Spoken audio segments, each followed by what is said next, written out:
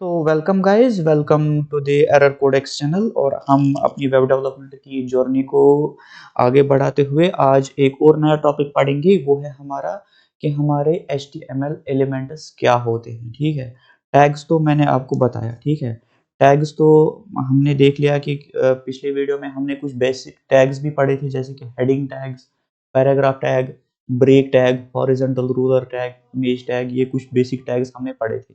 आज हम HTML elements क्या होते हैं ये देखते हैं। ठीक है, हमारे पास HTML एलिमेंट्स ये क्या होते हैं। ठीक है, आपने देखा होगा जब हम हेडिंग टैग लिख रहे थे ऐसे H1। ठीक है, उसके अंदर हमने लिखा था कंटेंट हेडिंग 1, हेडिंग 1 उसके अंदर कंटेंट लिखा था, फिर उसको ऐसे क्लोज किया था H1 टैग को।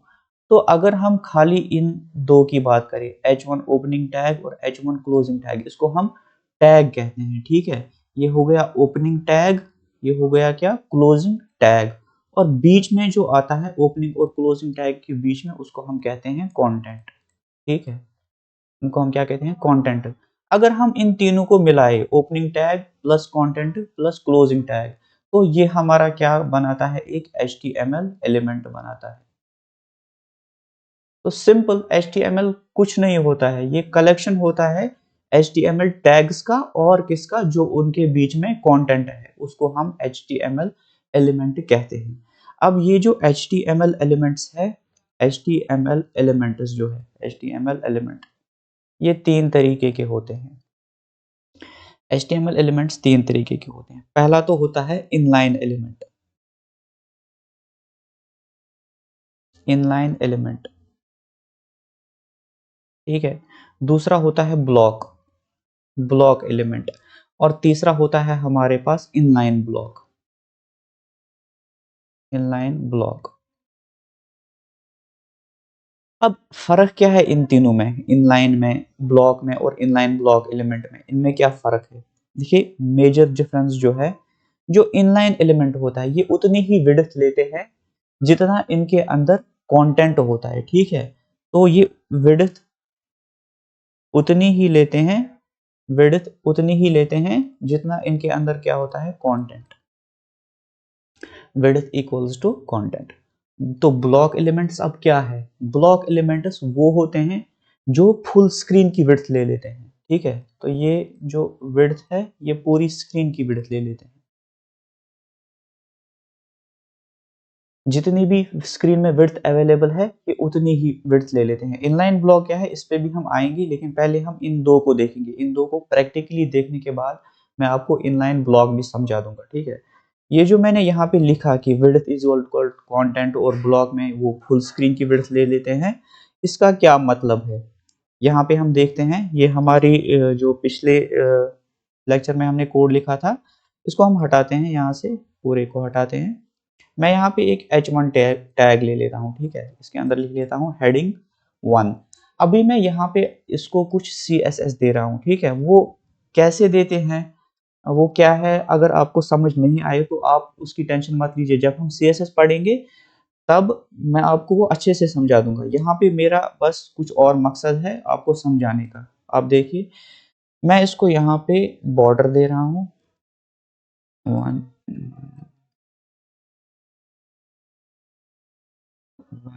Pixel solid black. थोड़ा मोटा बॉर्डर दे देता हूँ इसको, 5 पिक्सल दे देता हूँ। अगर हम यहाँ पे आउटपुट चेक करेंगे इसका, तो आप देखिए, ये जो है हेडिंग 1, ये कंटेंट इतना ही है, लेकिन फिर भी ये एलिमेंट जो है पूरी विड्थ ले रहा है, जितनी मेरी स्क्रीन की विड्थ अवेलेबल है यहाँ से यहाँ तक, ये पूरी विड्थ ले रहा है। ठीक है, तो ये क्या एलिमेंट है, ये ब्लॉक एलिमेंट है। वो खुद कौन सी विड्थ ले लेते हैं, जितनी भी स्क्रीन की विड्थ होगी वो पूरी विड्थ ले लेते हैं। ठीक है, तो ये हो गया मेरा हेडिंग H1 एलिमेंट। H1 क्या है, ब्लॉक एलिमेंट है। ऐसे ही अगर मैं H2 ले लूं, 3 4 5 6, वो सारे क्या है, ब्लॉक लेवल एलिमेंट्स है। पैराग्राफ टैग चेक करते हैं। पैराग्राफ ये मैंने लिया, this is para tag here. Same देखते हैं, हम इसको भी कुछ स्टाइल देते हैं ताकि हमें पता चले कि ये कहाँ से शुरू हो रहा है और कहाँ से खत्म हो रहा है। तो आप देखिए पैराग्राफ टैग भी पूरी विड्थ ले रहा है, इवन दो कि कंटेंट इतना ही है, यहाँ से ये स्पेस क्या है पूरी खाली पड़ी है, लेकिन ये फुल भी पूरी जगह ले रहा है। तो हमारा पैराग्राफ टैग क्या बन जाता है, ये भी हमारा ब्लॉक टैग बन जाता है। ठीक है, ब्लॉक एलिमेंट जिसे हम कहते हैं, कि जो मैंने आपको यहाँ पे बताया था। ब्लॉक एलिमेंट्स क्या है, ये जो है ये पूरी स्क्रीन की विड्थ ले लेते हैं। ठीक है, भले ही इनके अंदर कंटेंट कम हो, लेकिन ये स्क्रीन क्या है पूरी, सॉरी, ये जो विड्थ है ये पूरी स्क्रीन की विड्थ ले लेते हैं। वहीं पे अगर हम इनलाइन एलिमेंट देखेंगे, मैं यहाँ पे एक और टैग बताता हूँ आपको, स्पैन टैग। ये कहाँ पे यूज होता है वो हम बाद में देखेंगे। पहले अगर मैं इसके अंदर कुछ टेक्स्ट लिखूं, आई एम स्पैन टैग, और इसकी स्टाइलिंग दूं, ताकि मैं ये चेक कर सकूं ये एलिमेंट कहाँ पे स्टार्ट हो रहा है और कहाँ पे एंड हो रहा है।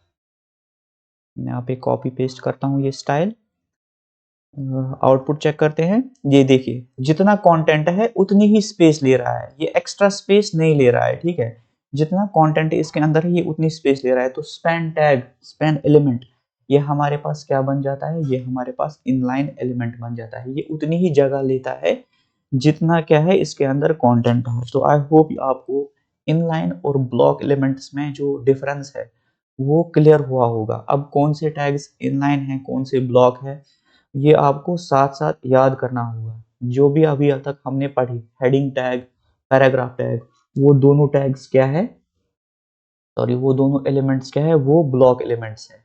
ऐसे ही अगर इमेज टैग हम देखें, तीसरा हमने पढ़ा था इमेज टैग।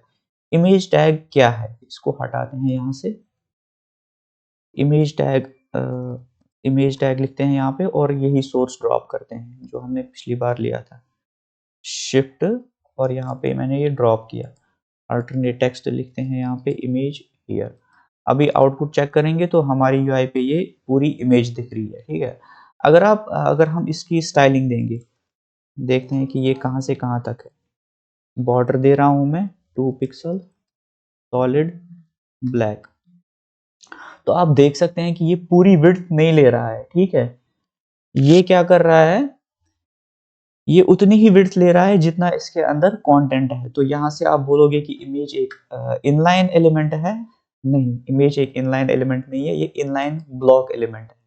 अब इनलाइन ब्लॉक एलिमेंट क्या होता है, इनलाइन ब्लॉक एलिमेंट क्या होता है, ठीक है, यहाँ पे मैं लिख रहा हूं। जो इनलाइन ब्लॉक एलिमेंट होते हैं, एलिमेंट, ठीक है, ये वो एलिमेंट्स होते हैं, इनलाइन ब्लॉक एलिमेंट्स और दोज इनलाइन एलिमेंट्स, ये इनलाइन एलिमेंट्स ही होते हैं विच। तो फर्क क्या है फिर इनलाइन और इनलाइन ब्लॉक में, विच यहाँ पे फर्क आ रहा है, which accept height and width attribute. यहाँ पे मुझे लिखना था विड्थ, विड्थ एट्रीब्यूट।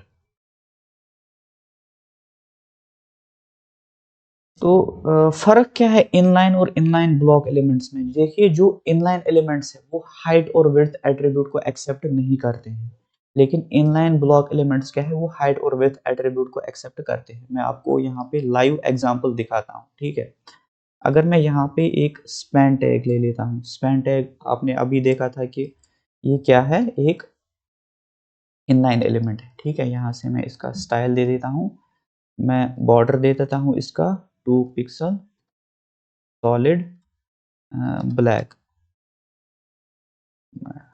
अभी आउटपुट चेक करते हैं इसका।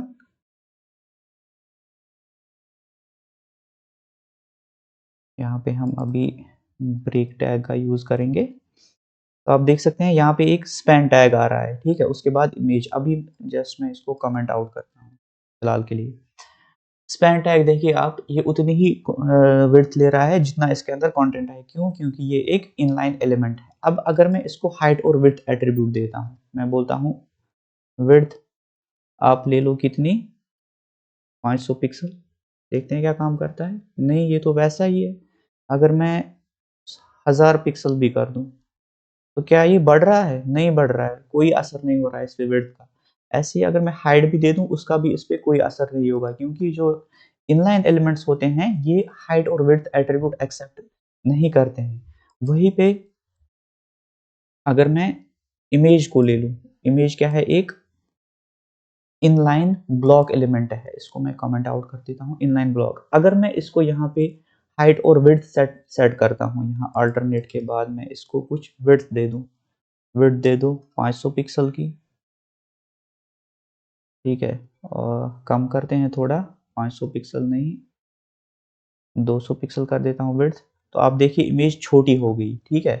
तो ये जो इमेज है ना, तो ये स्क्रीन की पूरी विड्थ ले रहा है, तो वहां पे ये किसके साथ कोइंसाइड होता है, इनलाइन के साथ। और दूसरा, ये हाइट और विड्थ एट्रीब्यूट को भी एक्सेप्ट करता है, तो ना तो ये इनलाइन है ना ही ये ब्लॉक है, तो ये तीसरी कैटेगरी में आता है, किसके, इनलाइन ब्लॉक में। अब हम यहाँ पे एक ब्लॉक एलिमेंट लेंगे जैसे कि h1, यहाँ पे मैं इसके अंदर कंटेंट लिखता हूँ हेडिंग, हेडिंग 1, ठीक है। मैं यहाँ पे चेक करता हूँ क्या ये विड्थ और हाइट एट्रीब्यूट लेगा। अगर विड्थ एट्रीब्यूट लेगा तो ऑब्वियसली हाइट भी लेगा। यहाँ पे मैं इसको पहले स्टाइल दे देता हूँ ताकि मुझे पता चले कि ये कहाँ पे स्टार्ट हो रहा है और कहाँ पे एंड हो रहा है। तो ये देखिए ऑब्वियसली ये पूरी स्क्रीन की जो विड्थ है वो ले लेगा, ठीक है। और स्टाइल के अंदर ही मैं यहाँ पे इसको कुछ विड्थ दे देता हूँ, सपोज कर लो 300 पिक्सल की विड्थ दे देता हूँ, ठीक है। अब मैं आउटपुट चेक करता हूँ तो ये देखिए यहाँ पे इसने भी विड्थ को एक्सेप्ट किया, ठीक है। तो कंक्लूजन क्या निकलता है हमारा, कंक्लूजन मैं यहाँ पे लिख लेता हूँ, ये जो इनलाइन एलिमेंट्स है, इनलाइन एलिमेंट्स है, do not, they do not accept height and width attribute, height and width attributes, ठीक है। मैं शॉर्ट फॉर्म में यहाँ पे लिख लेता हूँ, क्योंकि ये उतनी ही हाइट और विड्थ लेंगे जितना इनके अंदर कंटेंट होगा, तो ये इनको एक्सेप्ट नहीं करते हैं। They accept height and width attribute, कौन से, ब्लॉक वाले एलिमेंट्स, विड्थ एट्रीब्यूट। और inline block they also accept height and width attribute, also accept height and width attribute. तो ये कॉन्सेप्ट आप याद रखिएगा कि इनलाइन क्या होता है, ब्लॉक क्या होता है और इनलाइन ब्लॉक क्या होता है। मैं श्योरिटी देता हूँ आपको, अगर आपको ये अच्छे से याद रह गया कि ये क्या होते हैं और कौन कौन से एलिमेंट ब्लॉक है, कौन से इनलाइन है और कौन से इनलाइन ब्लॉक है, तो आपको सीएसएस में कोई भी दिक्कत नहीं आएगी। अगर आपको ये अच्छे से समझ नहीं आया कमेंट करके बताइएगा, मैं एक लाइव सेशन लाऊंगा जिसमें हम ये और क्लियर करेंगे, ठीक है। लेकिन ये चीज़ आपको समझना ज़रूरी है अगर आपको सीएसएस अच्छे से सीखनी है, वरना आपको सीएसएस में बहुत ही प्रॉब्लम हो जाएगी कि आप वहाँ पे फंस जाओगे कि ये चीज़ क्यों नहीं हो रही है, मैं तो ऐसे लिख रहा हूँ, ये तो ऐसे होना चाहिए था, वो नहीं हो रही है। वो इसी की वजह से हो रही है क्योंकि आपने इनलाइन और ब्लॉक एलिमेंट्स अच्छे से नहीं पढ़े होते हैं। तो आई होप मैं इस टॉपिक के साथ जस्टिफाई कर पाया। तो आगे हम मिलते हैं, कुछ और HTML के एलिमेंट्स मैं ले आऊँगा और हम धीरे धीरे फॉर्म्स, टेबल्स और लिस्ट ये क्या होते हैं वो पढ़ेंगे इसमें, ठीक है। तो मिलते हैं हम नेक्स्ट वीडियो में।